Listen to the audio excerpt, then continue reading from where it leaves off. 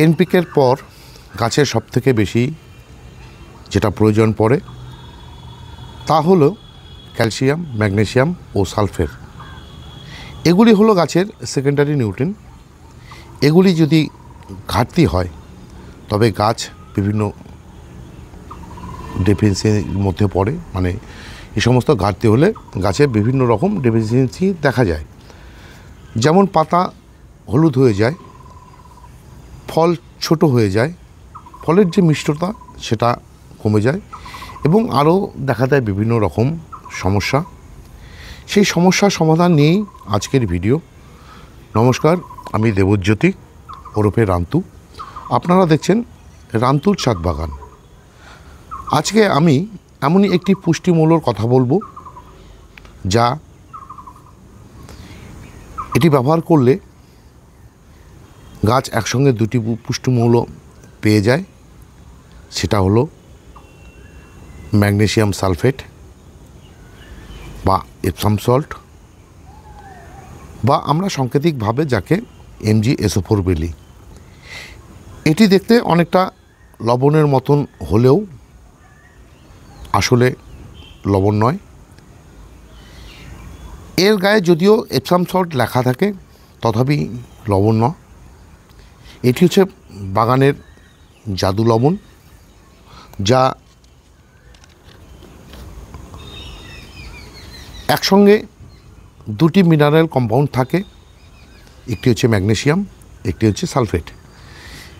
এখানে ম্যাগনেসিয়াম থাকে 9.6% এবং সালফেট থাকে 12.2%।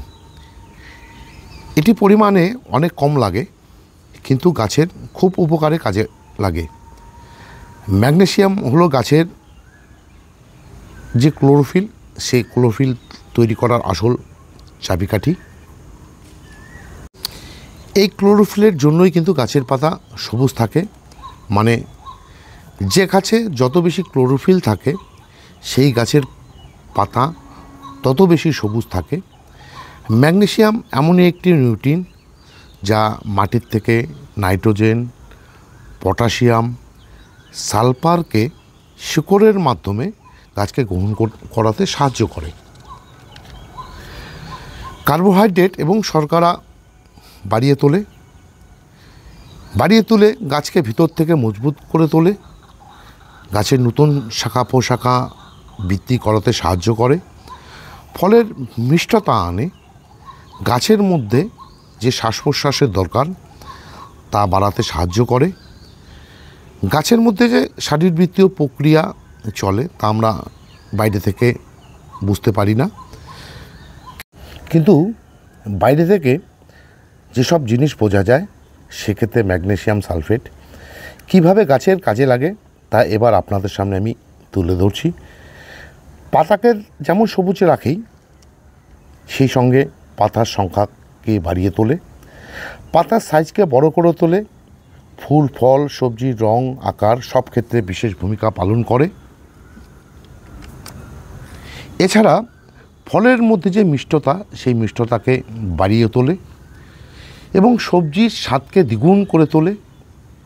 বীজের জার্মিনেশনের পাশাপাশি বীজ যদি এই যে ম্যাগনেসিয়াম সালফেটের সলিউশনে শোধন করে বসানো যায় তবে বীজের অঙ্কুরোদ্গম একটিও নষ্ট হয় না।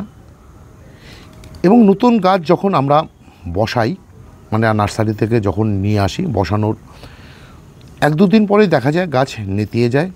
সেই সময় যদি এটি স্প্রে করা যায় তাহলে কিন্তু গাছ সতেজ এবং সবল হয়ে ওঠে।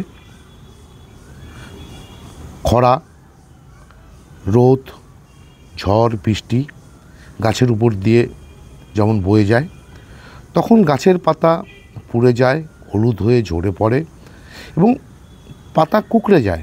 সেই সময় যদি ম্যাগনেসিয়াম সালফেট ব্যবহার করা যায় তাহলে গাছের মলমের মতন কাজ করে। গোলাপ, টমেটো, লেবু, গাজর এ সমস্ত গাছ কিন্তু ম্যাগনেসিয়াম সালফেটকে খুব পছন্দ করে। এই সমস্ত গাছে যদি মাসে একবার করে এই ম্যাগনেসিয়াম সালফেট দেওয়া যায় বা প্রয়োগ করা যায় তাহলে গাছের পাতা যেমন সুন্দর হবে, গাছের ফুলের কালার সুন্দর হয়, ফলের সাইজ বড় হয়, তবে তার ব্যবহারের সঠিক পদ্ধতি না জেনেই কিন্তু আমরা ম্যাগনেসিয়াম সালফেট ব্যবহার করে থাকি। এতে কী হয়, হিতে বিপরীত হয়ে যায়। আমরা বিশেষ করে ব্যালেন্স এমপিকের সাথে এই যে ম্যাগনেসিয়াম সালফেট এটাকে ব্যবহার করতে পারি। যে সমস্ত গাছের পাতা কুঁকড়ে যায় সে সমস্ত গাছে যদি 15 দিনের ব্যবধানে এটি স্প্রে করা যায় তাহলে কিন্তু মহাঔষধের মতন কাজ করে। এছাড়া বর্ষায় টবের মাটিতে শামুক, কেন্ন, কেঁচো বিভিন্ন পোকামাকড়ের উপদ্রব বাড়ে। তাতে যদি এটি দেওয়া যায় তবে তার থেকে কিন্তু মুক্তি পাওয়া যায়। যেহেতু ম্যাগনেসিয়ামের মধ্যে সালফেট থাকে, তৈলবীজের তেলের পরিমাণ বাড়ায়, দানা শস্যের দানা বৃদ্ধি করে, পেঁয়াজ রসুনের ঝাঁজ বাড়ায়।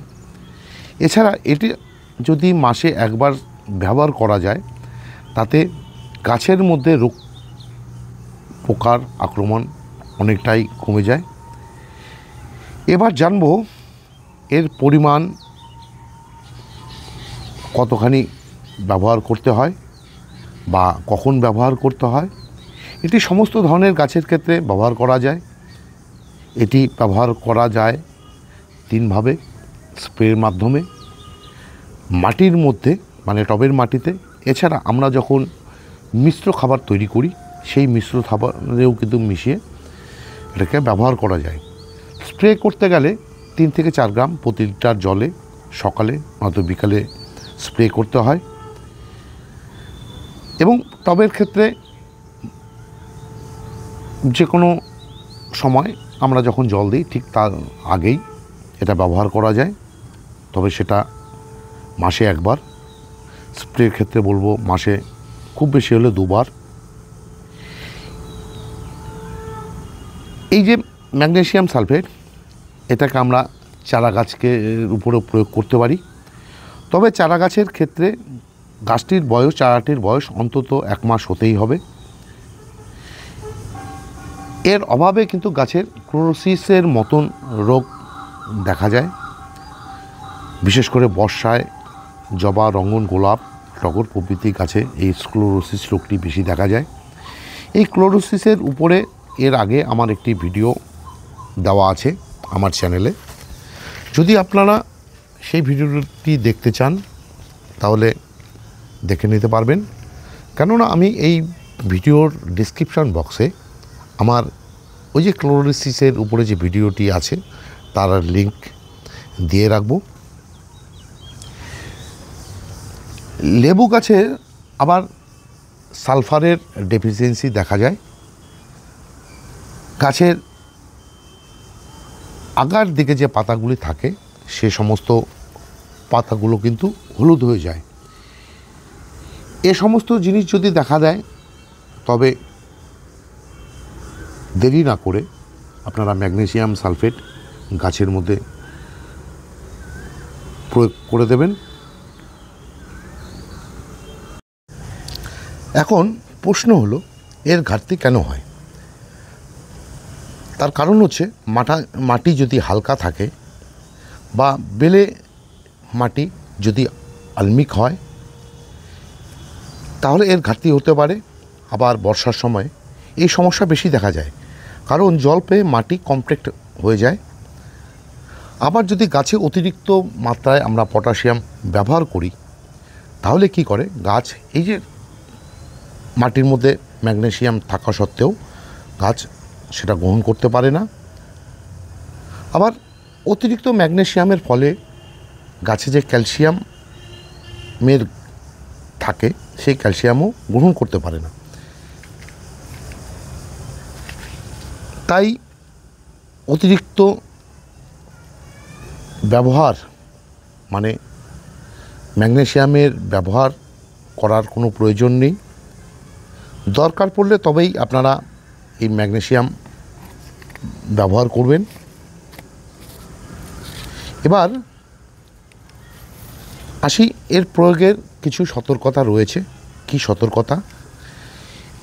যেহেতু এই ম্যাগনেসিয়ামকে আমরা কোনো কিছু পুষ্টিমূল্যর সঙ্গে ব্যবহার করি, তাই আপনারা অন্তত calcium nitrate, calcium ammonium nitrate, potassium nitrate এবং জিঙ্ক সালফেট এসবের সঙ্গে ব্যবহার করতে যাবেন না। যদি ব্যবহার করতেই হয় তাহলে 1-2 দিন আগা পিছা করে ব্যবহার করবেন। আবার এগুলি ব্যবহার করা যায় যে কোনো ব্যালেন্স এমপিকের সঙ্গে বা নাইট্রোজেন, ফসফেট, পটাশিয়াম এই জাতীয় যে এনপিকে তার সঙ্গে,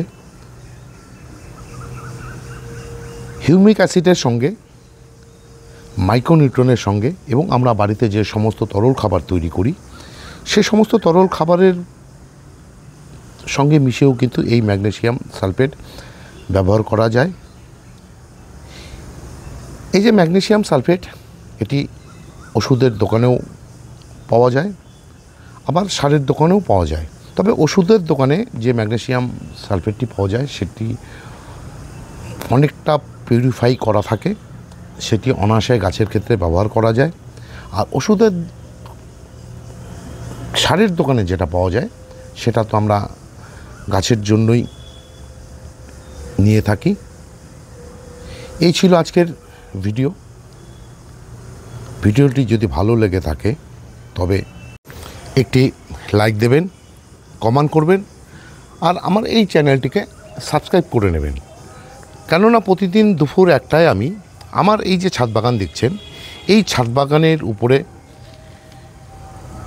ভিডিও দিয়ে থাকি। মানে এই ছাদ বাগানের যে সমস্ত সমস্যা হয় তার কি করে সমাধান করি, কি করে পরিচর্যা করি, এবং আমি আমার গাছে যে সমস্ত পরিচর্যাগুলি করতে গিয়ে বিভিন্ন সমস্যার সম্মুখীন হই, সে টবের ক্ষেত্রেই হোক, গাছের ক্ষেত্রেই হোক, চারার ক্ষেত্রেই হোক, সবই কিন্তু আপনাদের সামনে আমি তুলে ধরি। আমার অভিজ্ঞতা, আমার পরিশ্রম, সে সমস্ত ভিডিও যদি আপনারা দেখতে চান বা পেতে চান তাহলে আমার এই যে চ্যানেল, এই চ্যানেলটিকে সাবস্ক্রাইব করে নেবেন। সবাইকে অশেষ ধন্যবাদ এবং শুভেচ্ছা জানিয়ে আজকের এই ভিডিও শেষ করছি। সবাই ভালো থাকবেন, সুস্থ থাকবেন, সবুজের সাথে থাকবেন। ধন্যবাদ।